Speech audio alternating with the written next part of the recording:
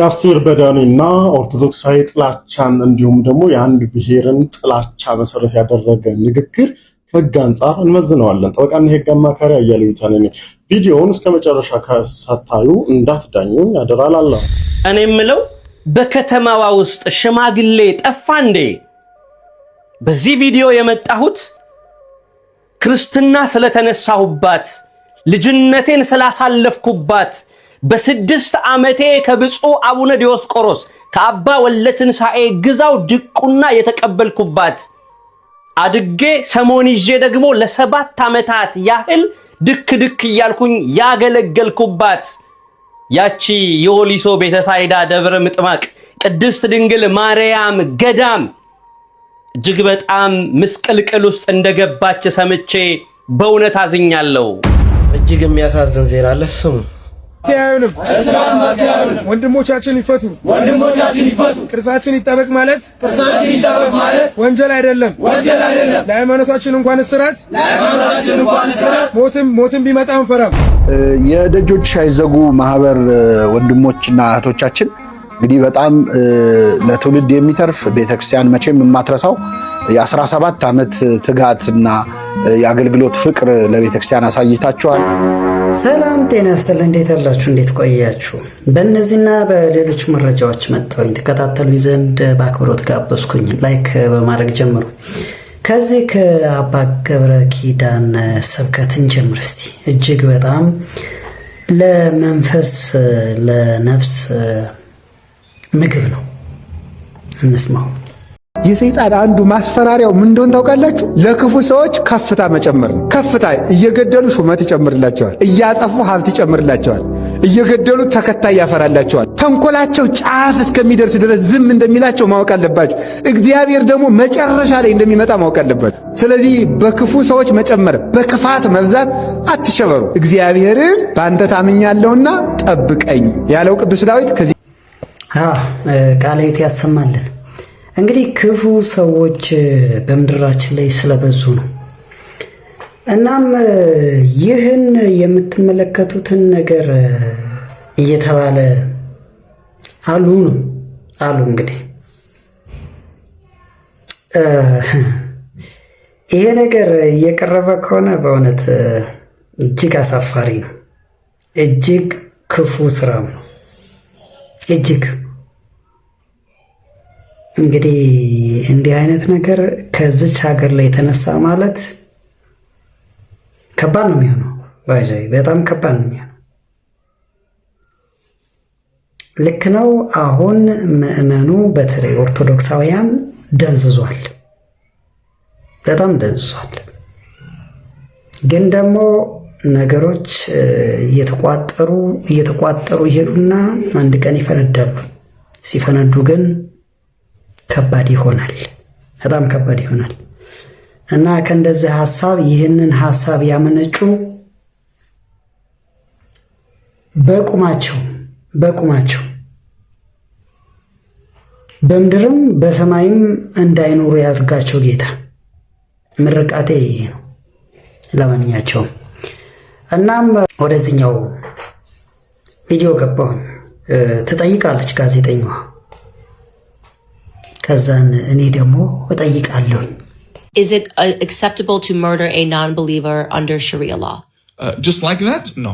No. Not as simple as that. Well, how complex does it get? No, it's actually a lot simpler, but just not in that way.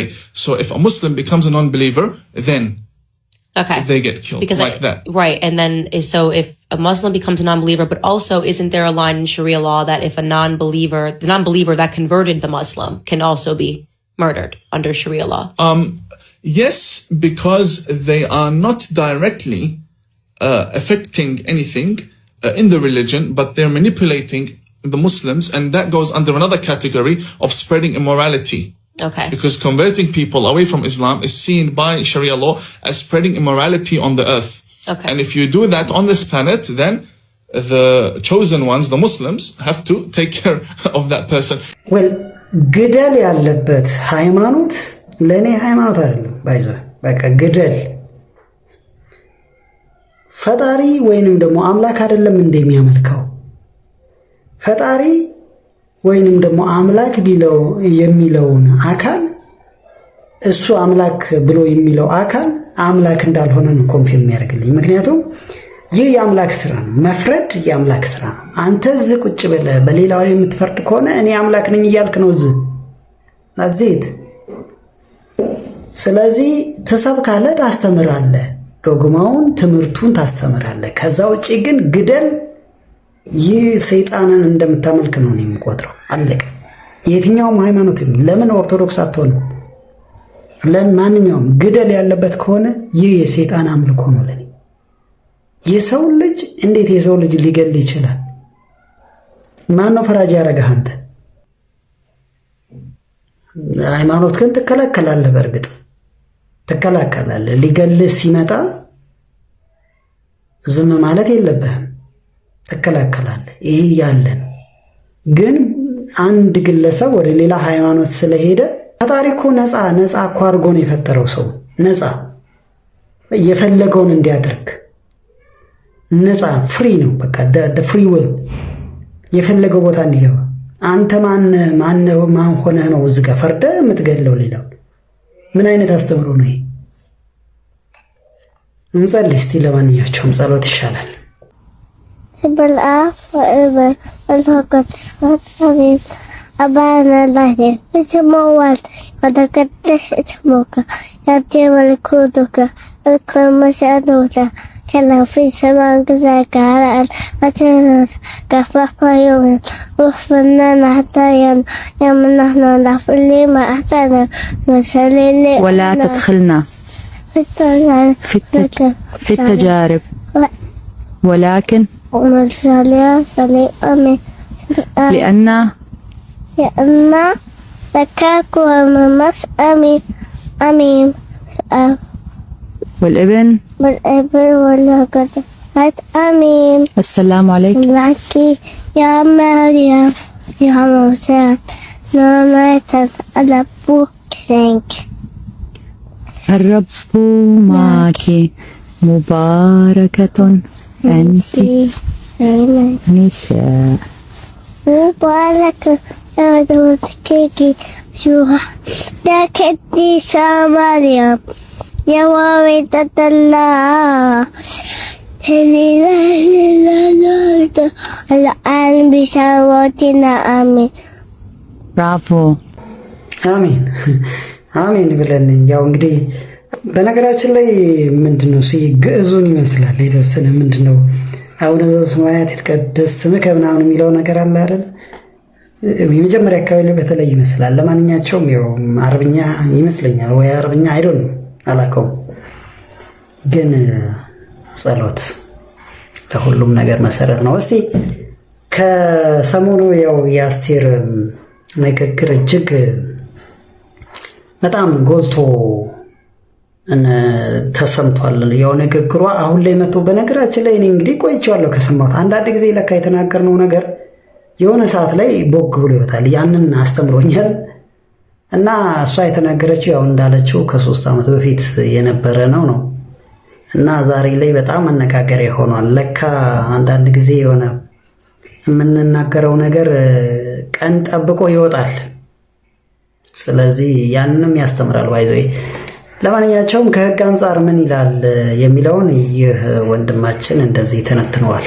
የአስቴር በዳኔና ኦርቶዶክሳዊ ጥላቻን እንዲሁም ደግሞ የአንድ ብሔርን ጥላቻ መሰረት ያደረገ ንግግር ከህግ አንጻር እንመዝነዋለን። ጠበቃና የህግ አማካሪ አያሌው ይታነኝ ቪዲዮውን እስከ መጨረሻ ከሳታዩ እንዳትዳኙኝ ያደራላለሁ። ስለዚህ አስቴር በዳኔ እንግዲህ በዚህ በአርት ውስጥ ወይም በኪነ ጥበብ ውስጥ የምናውቃት እህታችን፣ ከቅርብ ጊዜ ወዲህ ደግሞ ሃይማኖት ተኮር በሆኑ ነገሮች ላይ በተግባር እያየናት እየተገለጠች የመጣች እህታችን ነች። እቺን እህታችን የዛሬ 3 ዓመት ነው ያደረኩት ይህንን ንግግር ባትል ኖሮ ቪዲዮ ኤአይ ነው ብዬ ዝምል ነበር። ምክንያቱም በፌስቡክ ገጿ ላይ የዛሬ 3 ዓመት ባደረኩት ንግግር ወይም በሰጠሁት ኢንተርቪው ላይ እንዲህ አይነት ነገር መጣብኝ ብላ በገለጸችው መሰረት፣ ስለዚህ ይህ ቪዲዮ የሷ መሆኑን ስላረጋገጠች ይህን ሐሳብ አስተያየት ለመስጠት መጥቻለሁ ማለት ነው። በዚህ አስተያየቷ ላይ የሚገርመው ምን ብላለች? አንድ ብሔርና አንድ ሃይማኖት የሀገር ባለቤት ነኝ ብሎ ተቀምጧል። ቶለሬት የማያደርግ ትውልድ ተነስቶ እየተበቀላቸው ነው ብላለች። ምን ማለት ነው ታችን? ስለዚህ ኦርቶዶክሳውያን ሞት ወይም የሰሜኑ ክልል ሞት፣ ጉዳት መድረስ፣ መታረዝ፣ መሰደድ የበቀል እርምጃ አካል ነው እያልሽ ነው ያለሽው። ስለዚህ ይህንን የበቀል እርምጃ የሚወስደውን አካል በጥንቃቄ ታውቂያለሽ ማለት ነው አይደለም? ስለዚህ አንቺም የዚህ አካል የበቀል እርምጃውን ወሳጅ ነው የሚባለውን አካል ጋር እጅሽ እንዳለ በሰጠሽው ቃል አምነሻል ማለት ነው። በሐሰተኛ መረጃና የጥላቻ ንግግር አዋጅ እንዲሁም ደግሞ በኮምፒውተር አዋጁ እንዳንቺ አይነት ነውረኛ የሆኑ ግለሰቦች የሚያስጠይቅ የሕግ ማዕቀፍ አለን። ይሄንን ግን የሚመለከተውና ሊጠይቀት የሚገባው በአደባባይ የተነገረ ንግግር ስለሆነ ፖሊስ እጅ ወዴት ነው? አቃቤ ሕግስ እንዲህ አይነት ጉዳዮችን ህዝብን ከህዝብ የሚያባላ አንዱን ሃይማኖት ከሌላው ሃይማኖት ጋር ግጭት የሚፈጥሩ አካላትን በተመለከተ ተገቢውን ምርመራ አድርገ ለፍትህ ማቅረብ ኃላፊነት አለብህ ማለት ነው። ስለዚህ አቤቱታ ሊቀርብልህ አይገባም። ተበድያለሁ የሚል አካል ሊቀርብ አይገባም። ምክንያቱም ህዝባዊ በደል ህዝባዊ ቃል የተፈጸመ ስለሆነ ማለት ነው። ስለዚህ እህታችን በዚህ ንግግርሽ ተሳስቻለሁም አይደለም በይፋ ወጥተሽ ይቅርታ ልትጠይቅ የሚገባበት ነው። እውነት ለመታወቅ ብለሽ ማድረግሽ ከሆነ አብረን የምናየው ይሆናል። ስለዚህ እንዲህ አይነት ነውረኛ የሆኑ ሰዎች ወደፊት እንዳይመጡ ተመልሰውም ደግሞ ጥፋት እንዳይፈጽሙ አስተማሪ እንዲሆን ዘንድ ሁላችሁም ከታች ኮሜንት ሊንክ ላይ ጥፋተኛና በደለኛ በዚህ ድርጊቷ በይፋ ይቅርታ መጠየቅ እንዳለባት ኮሜንት ላይ እየጻፋችሁ እንዲሁም ደግሞ የሚመለከተው አካል ፖሊስ፣ አቃቤ ሕግ ተገቢውን እርምጃ ወስዶ ፍትህ እንዲያሰፍን ጥያቄ እንድታቀርቡ መልእክቴን አስተላልፋለሁ። ለብዙዎች እንዲደርስ ኮፒ ሊንክ፣ ሼር፣ ፖስት ማድረግ አትርሱ። እናመሰግናለን ወንድማችን። ስለዚህ ከህግ አንጻር ሁሉም ነገር ያው ሲብራራ ደስ ይላል። ያው ነገሮች በህግና በስርዓት መሄድ ስላለባቸው ወደ ወሊሶ እንሂድ። ወሊሶ እየሆነ ያለው ምንድን ነው? እሱ እንግዲህ ያው ትላንትናም አንድ ቪዲዮ ሰርቻለሁ። ዛሬ ላይ ደግሞ ወንድማችን በኳታር እያገለገለ ያለ ወንድማችን እዛው ተወልዶ ያደገበት ቦታ እንደሆነ ሁኔታውም በደንብ በጥንቃቄ ሁሉም ነገር ጥርት ባለ መረጃ የሚያውቀው እስከሆነ ድረስ እሱ የሚለውን እንስማ እስቲ። እኔ የምለው በከተማዋ ውስጥ ሽማግሌ ጠፋ እንዴ? በዚህ ቪዲዮ የመጣሁት ክርስትና ስለተነሳሁባት ልጅነቴን ስላሳለፍኩባት በ6 ዓመቴ ከብፁዕ አቡነ ዲዮስቆሮስ ከአባ ወለትንሳኤ ግዛው ድቁና የተቀበልኩባት አድጌ ሰሞን ይዤ ደግሞ ለ7 ዓመታት ያህል ድክ እያልኩኝ ያገለገልኩባት ያቺ የወሊሶ ቤተሳይዳ ደብረ ምጥማቅ ቅድስት ድንግል ማርያም ገዳም እጅግ በጣም ምስቅልቅል ውስጥ እንደገባች ሰምቼ በእውነት አዝኛለሁ። ያቺ ሀገር ብፁዕ አቡነ ዲዮስቆሮስ አባ ወልደትንሳኤ ግዛው ዛሬም ድረስ መዓዛቸው ያልጠፋባት ሀገር ነች። ወሊሶን በጣም ብዙ ሰዎች በቀደምት ማንነቷ በስፋት ያነሷታል። ምክንያቱም ከ10 ሚሊዮን ህዝብ በላይ ያኔ የኢትዮጵያ የህዝብ ቁጥር ብዙ ባልነበረበት ወቅት ሽባው የተተረተረባት፣ ጎባጣው የቀናባት፣ እውራን የበሩባት እጅግ በጣም አስደናቂ ተአምር የተደረገባት ከተማ ነች። ይህች ከተማ ስትነሳ ብፁዕ አቡነ ዲዮስቆሮስ አባ ወልደትንሳኤ ግዛው ይነሳሉ። የኛ አባት ናቸው። በእውነት ዘመኑ ሲደርስ ጊዜው ሲደርስ ቅዱስ ሲኖዶስ ለኚህ አባት የሚገባውን ነገር ያደርጋል ብለን ተስፋ እናደርጋለን። ብፁዕ አቡነ ዲዮስቆሮስ የጻድቁ አቡነ ተክለ ሃይማኖት 11ኛ ዘር ናቸው። እዚህ ምድር በነበሩበት ወቅት ካለፉም በኋላ ብዙ ገቢረ ተአምራት የሚደረግባት ቦታ ነች ወሊሶ ማርያም። ታዲያ ይህቺ ገዳም አሁን ላይ እየተደረገ ያለው ነገር ምንድነው? በከተማው ሽማግሌ የለም ወይ? በከተማው ታሪክን የሚያቆይ ቅርስ እንዲሆን የሚጠብቅ ትውልዱን የሚዋጅና የሚታደግ ሽማግሌ ጠፋ ወይ? እኔ በዛሽ ከተማ የህፃንነቴን የልጅነቴን ጊዜ ሳሳልፍ አባቴ የተከበረ ሰው ነበረ፣ ሁላችሁም ታውቁታላችሁ። ጋይ ስጦታው ሰጠኝ ይባላል። የተጣላ የሚያስታርቅ፣ የተቸገረ የሚረዳ እንደ ወሊሶን እዚህ ደረጃ ላይ ካደረሱ ስመጥር ሰዎች አንዱ ነው። ህዝብን በማስተባበር በእድር በማሰባሰብ እርስ በርስ እንዲረዳዳ እንዲተጋገዝ በማድረግ እንኳን አይደለም እንዲህ የገዘፈ ችግር ኖሮ አይደለም ትንሿን ችግር እንኳን እያደር ሲመጣ ሊገዝፍ ይችላል፣ ትልቅ ችግር ሊሆን ይችላል ተብሎ የሚታሰቡትን ነገሮች ቀድሞ ወንድሞቹን ጓደኞቹን በማስተባበር በሀገሪቷ ላይ እየሸመገሉ ነው የኖሩት። በእውነት እስከ እርጅና ድረስ ብዙ ትልልቅ ስራዎችን ሰርተዋል። ዛሬ በከተማዋ ሽማግሌ የለም ወይ? የብፁዕ አቡነ ዲዮስቆሮስ የእጅ አሻራ ያለበት ከ40 ዓመት በላይ የተቀደሰበት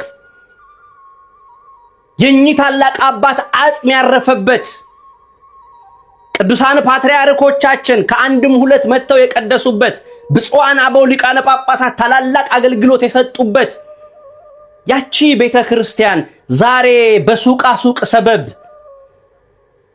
ለማፍረስ መነሳት በእውነት የሚያሳዝን ነው። አንዳንድ ነገሮችን እያየው እየሰማው ነበረ። ቅርስ አይደለም በቅርስ መዝጋቢ አልተመዘገበም የሚሉ አንዳንድ ሐሳቦች እኛ በዘመናችን የነበረውን ቅርስ እንዲሆን ካልጠበቅነው አባቶቻችን ያቆዩልንን ቅርስ ተቀብለናል ብለን ለልጆቻችን ማስተላለፍ ይሄ በጣም የተለያየ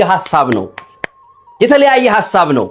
የብፁዕ አቡነ ዲዮስቆሮስ ልጆች የሆንን የብፁዕ አባታችንን ታሪክና አሻራ ያለበትን ጠብቀን ለልጆቻችን ስናስተላልፈው ልጆቻችን ደግሞ ለልጆቻቸው ሲያስተላልፉ ቅርስ ይሆናል ማለት ነው።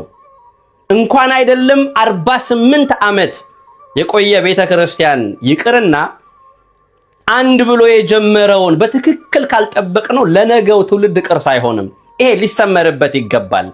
ስለዚህ የብፁዕ አባታችን የአቡነ ወልደ ትንሳኤ ግዛው አሻራ ያለበት ያቺ ቤተክርስቲያን ልትጠበቅ የምትችልበትን ልትታደስ የምትችልበትን አምራ ተውባ ተሰርታ ደግሞ ለትውልዱ የሚተላለፍበትን መንገድ ቀይሳችሁ ከትውልዱ ጋር ተመካክራችሁ ለሀገሪቷም ለከተማውም ለቤተክርስቲያኗም ለአገልጋዮቿም የሚጠቅመውን ነገር ማድረግ ብልህነት ነው እንጂ የተሻለ ስራ ልንሰራ ነው በማለት ሰበብ ያንን አሻራ ማጥፋት ተገቢ ነው ብዬ አላስብም። ስለዚህ ይሄንን ጉዳይ በከተማዋ ውስጥ ያላችሁ የሀገር ሽማግሌዎች ጉዳዩን ይዛችሁ አወያይታችሁ የሚጠቅመውን ነገር እንግዲህ ትውልዱ ይዞት የመጣው ሐሳብ አለ። የተሻለ የልማት ሐሳብ ካለ የሚጠቅም ከሆነ ቤተክርስቲያኗን የሚያሻግር የበለጠ ከፍ የሚያደርግ የብፁዕ አባታችን ስምና ታሪክ ሕያው ሆኖ እንዲቀጥል የሚያደርግ ስራ ካለ እሱ ላይ ተረባርበን ተጋግዘን መስራት ያለብንን ነገር ብንሰራ የተሻለ ነው እንጂ በእንቢተኝነት ኃላፊነት ላይ ስላለን ብቻ ማድረግ ስለቻልን ብቻ ማፍረስ ስለቻልን ብቻ ቦታውን በተለያየ የልማት ሰበብ ለዳንኪራና ላልተገባ ቦታ አሳልፎ ከመስጠት በፊት ቁጭ ብሎ ማሰብና መምከር ያስፈልጋል። ወንድማችን እንግዲህ ያው የተሰማውን መሆን ያለበትን በተለይ ደግሞ እሱ ሁሉንም ነገር እዛ ከኖረበት አንፃር ነግሮናል። እናመሰግናለን ወንድማችን። ግን አሁን ላይ ምንድነው ሲሆነው ምን ሆኖ ነው የሚለውን ደግሞ ዳዊት ወንድማችን እንደዚህ አፕዴት ያደርገናል። እጅግ የሚያሳዝን ዜና አለ። ስሙ። ወንድሞቻችን ይፈቱ፣ ቅርሳችን ይጠበቅ ማለት ወንጀል አይደለም። ለሃይማኖታችን እንኳን እስራት ሞትም ቢመጣ አንፈራም። የጥቅም ወጣቶችን ይሰበስባል። እኛ ደግሞ ቤተክርስቲያንን ለቀው ወጣቶች እንዲሄዱ እናደርጋለን። እጅግ በጣም ያሳዝናል። በወሊሶ ማርያም ላይ ትክክለኛ የተፈጠረው ነገር ምንድን ነው? ብፁዕ አቡነ ዲዮስቆሮስ ባረፉ ሰዓት ላይ ስርዓተ ቀብራቸውን ከፓትርያርክ እስከ 10 የሚሆኑ ሊቃነ ጳጳሳት በስፍራው በመገኘት በታላቅ ክብር አጽማቸው እንዲያርፍ ሆኗል። ስርዓተ ቀብራቸው ተፈጽሟል። ይህ የወሊሶ አዲሱ የማርያም ቤተክርስቲያን ካለቀ በኋላ ደግሞ ስርዓተ ቀብራቸውን ባልጠበቀ መልኩ የቤተክርስቲያኑ አስተዳዳሪ በኩለ ሌሊት ሰው እንኳን አይቀበርም፣ አጽማቸውን በኩለ ሌሊት ምእመኑም ሳያቅ ያለ ክብር ከተቀመጡበት ስፍራ እንደቃ አዛውረዋቸዋል። የመጀመሪያው ወጣቱ ጥያቄ ይሄ ነው። ሁለተኛው ደግሞ ብፁዕ አቡነ ዲዮስቆሮስ ሐውልት የሚያክል ነገር ሲቆምላቸው የሀገሩ ምእመን ወጣት ምን ያክል ለሳቸው ቦታ እንዳላቸው የሚታወቅ ነገር ነው። ሆኖም መኪናቸውን ሸጠው ያሰሩትን ቤተ መቅደስ የሥላሴ ልጅነት ብዙ ወጣቶች ያገኙበት ቤተክርስቲያን ሲፈርስ ማየት ፍቃዳቸው አልሆነም። ስለዚህ አስተዳዳሪው ከምእመኑ ጋር ተማክሮ ምን እናድርገው ይሄንን ቤተ ክርስቲያን ከማለት ይልቅ የራሱን ግለሰብ አመለካከት ከስድስት ሰዎች ጋር ወሰነ። የሀገረ ሊቀ ጳጳሱ ብፁዕ አቡነ ሳዊሮስ በማያውቀው ነው የሚባለው። ይህ ከሆነ በኋላ ወጣቱ ይህንን መረጃ ሲደርሰው መሆን የለበትም፣ ቤተ ክርስቲያኑ መታደስ ካለበት እናሳድሳለን ወይም ደባል ታቦት ይግባበት፣ የአባታችን አሻራ አይፍረስ ብሎ እንደ አንድ ክርስቲያን ባለማህተብ መብቱን ጠየቀ። ለእነዚህ ወጣቶች ትክክለኛ ምላሽ መስጠት ወይስ እነሱን ማሳፈስ? ይህ ወጣት አይሆንም፣ የአባታችን ታሪክ አሻራ ከሚፈርስ ይልቅ ደባል ታቦት ይግባበት ማለታቸው የቱ ጋር ነው ጥፋታቸው? ይህ አስተዳዳሪ እኮ ከሆነ ጊዜ በኋላ የተጠራበትን ዓላማ ሲጨርስ ለቆ ሀገሪቱን ይሄዳል፣ ደብሩን።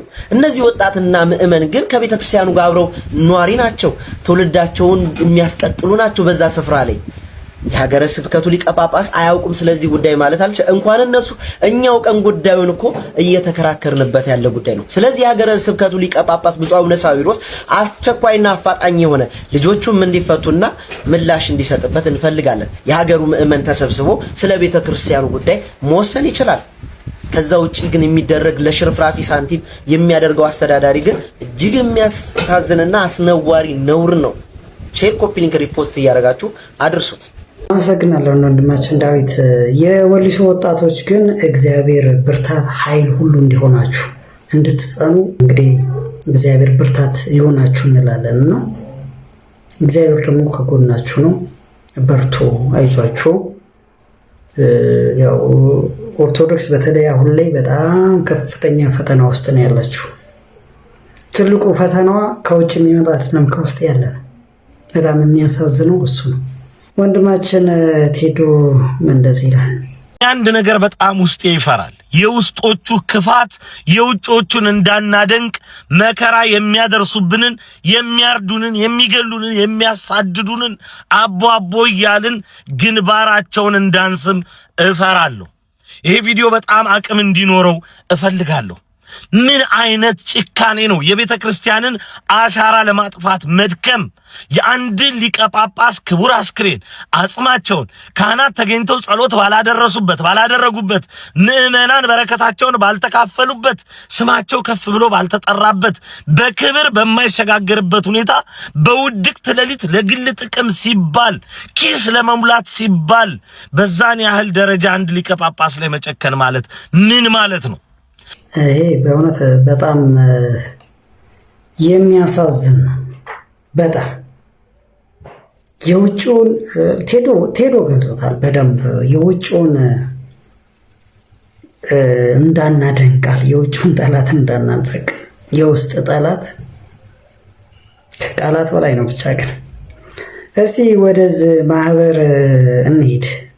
ለመሆኑ ግን እንደዚህ አይነት ማህበር እኔ ሰምቼ አላውቅም። የኔ ድክመት ሊሆን ይችላል። እንደዛ አይነት ማህበር ሰምቼ አላውቅም። እኔ የጃንደረባው ማህበር ነው ማህበር ያው በቅርብ ይሄ መስቀል አደባባይን የሚያሸወረቀው የጃንደረባው ማህበር መስራቹ ስለዚህኛው ማህበር ደግሞ ይነግረናል። እስቲ ስሙት መጀመሪያ። የደጆች አይዘጉ ማህበር ወንድሞችና እህቶቻችን እንግዲህ በጣም ለትውልድ የሚተርፍ ቤተክርስቲያን መቼም የማትረሳው የ17 ዓመት ትጋትና የአገልግሎት ፍቅር ለቤተክርስቲያን አሳይታችኋል። ያደረጋችሁትን ስራ ለስሙም ያሳያችሁትን ፍቅር ይረሳ ዘንድ እግዚአብሔር አመፀኛ አይደለም እንዳለ ቅዱስ ጳውሎስ እያንዳንዱ አገልግሎት በልበ ሥላሴ የተጻፈ ዋጋ በሰማይ የሚገኝበት ነው። ሁለተኛ ዙር እንቅስቃሴ ለመጀመር ሂደት ላይ እንደሆናችሁ እያየን ነው። ሁላችንም በታላቅ ጉጉትና ደስታ ነው የምንጠብቀው። ከፊት ይልቅ ትጉ ነው የሚለው ቀኑ ሲቀርብ እያያችሁ መሰብሰባችንን አንተው ከፊት ይልቅ ትጉ የሚሉት ቃላት ለደጆች ሳይዘጉ ነው። እስከ አሁን ከነበረው የበለጠ ትጋት ጨምራችሁ ሰውም ጨምራችሁ እንግዲህ ደጆች ሳይዘጉን ለ17 ዓመት ይዞ የመጣው ትውልድ አለ፣ ደግሞ ወጣቶቹ አሉ። ስለዚህ በርካታ ወጣቶችን የሚያንቀሳቅስ እንደ አዲስ በአዲስ ኃይል ብዙ ስራ የሚሰራ ማህበር እንደሚሆን እርግጠኞች ነን። ሁላችንም በያለንበትም በአገልግሎቱም ላይ አክቲቭሊም ኢንአክቲቭም ሆኖ በመሳተፍ የምንችለውን አስተዋጽኦ እናደርጋለን። በርቱልን፣ እንዳትደክሙ። አዲስ የአገልግሎት ምዕራፍ ነው የጀመራችሁት። እንግዲህ እንደ 17 ዓመቱ እጥፍ አትርፋችሁ እጥፍ ሰርታችሁ ለብዙዎች መዳን ምክንያት እንደምትሆኑ እንተማመናለን። እንግዲህ የቅዱሳን ጸሎት ከሁላችን ጋር ይሁንልን። እንግዲህ ምንድነው እሱ አሁን ይሄ ደጆችሽ አይዘጋ የማህበሩ ስያሜ ራሱ የሆነ አረፍተ ነገር ነው እና ይህ 17 ዓመት ነበረ ማለት ነው ከተመሰረተ። እና ምን እየሰራ ነበረ? ወይ መልካም ነገር ሰርቶ ሊሆን ይችላል። ያው እንዳልኳችሁ የእኔ ድክመት ሊሆን ይችላል፣ አላየሁት አልሰማሁት ይሆናል። ግን ምዕመናን እየተጨፈጨፉ በአርሲ በተለያየ በሀገሪቱ ቤተክርስቲያን እንደዚህ ይኸው አሁን ይሄ የወሊሶ እንደዚህ እየሆነ እንዴ የት ነበሩ? ድምፅ ለምን አላሰሙም? ለምንስ የሆነ ተግባራዊ እንቅስቃሴ ያላደረጉ? አላየንም ምንም ነገር። ምዕመኑ ነው ወይንም ደግሞ እዚህ ላይ ያሉ ልክ በጣም ቀናይ የሆኑ የኦርቶዶክሳውያን ልጆች ብቻቸውን ራሳቸውን ችለው ይሄ ከተመሰረትኩ 17 ዓመት ሞላኝ ከሚለው ማህበር በበለጠ እየተንቀሳቀሱ ድምፅ እየሆኑ ያሉ ለምዕመኑ ለቤተ ክርስቲያን እነዚህ ወጣቶች ናቸው። የት አሉ? ጃንደረባው ስለ አርሲ ምን አለ? ባለፈውም ሲባል ነበር። ምንም እኔ ያላየውም አልሰማሁም። ጽፎ ሊሆን ይችላል ወይ ደግሞ የሆነ ነገር ብሎ ሊሆን ይችላል። የለም። ይሄ ደጆችሽ አይዘጉ። በነገራችን ላይ ደጆችሽ ያው ቤተክርስቲያን ናት አይደል? ቤተክርስቲያን እንዳትዘጋ ነው አይደል? ይሄ ወጣት ደግሞ ሊዘጋ ነው ይለናል። በዛ አጋጣሚ ሲስሙት በኦሮሚያ ውስጥ ከሚገኙ ታላላቅ ተአምራት ከሚደረግባቸው ቤተክርስቲያናት መካከል ይህ የቅዱስ አግናጢዮስ ቤተክርስቲያን አንዱ ነው። ታዲያ ግን ምዕመናን ዛሬ ይሄ ቤተክርስቲያን በችግር ምክንያት ሊዘጋ ነው። ለካህናት የሚከፈል ደሞዝ ከማጣት የተነሳ ለቤተክርስቲያን አገልግሎት የሚያስፈልጉ ቁሳቁሶችን ከማጣት የተነሳ ይሄ ቤተክርስቲያን ሊዘጋ ነውና እባካችሁ ምዕመናን ይህንን ቤተክርስቲያን ከመዘጋት ታደጉ ስንል በቅዱስ አግናጢዮስና በቅዱስ ገብርኤል ስም እንጠይቃችኋለን። እንግዲህ ያው ቤተክርስቲያን እንደዚህ ደጆችሽ አይዘጉ አይደል? ማህበሩ ያው እየተዘጋ ነው እያለን የት አሉ ነው? ወይስ ይዘጋ ነው? ደጆችሽ ይዘጋ ነው ማህበሩ ስሙ? አመሰግናለሁ።